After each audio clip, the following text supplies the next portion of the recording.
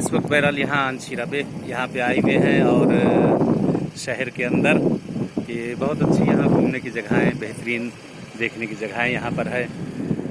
और काफ़ी सरसब्ज और हरा भरा है और वाकई यानी कुदरत के नज़ारे इस जगह पर बहुत प्यारी जगह, बहुत प्यारी जगह है कि आप देख सकते हैं इन जगहों को यहाँ पर।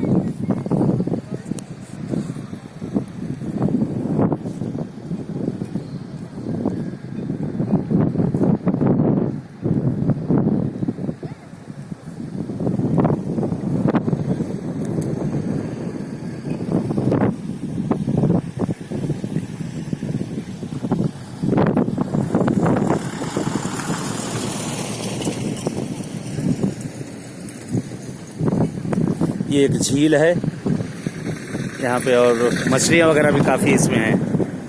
काफ़ी मछली भी है इसमें।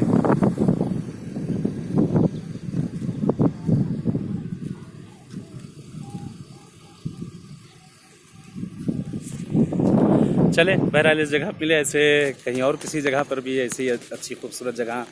आपको घुमाएंगे और दिखाएंगे अफ्रीका के मुख्तलिफ़ जगहों पर। बहरहाल ये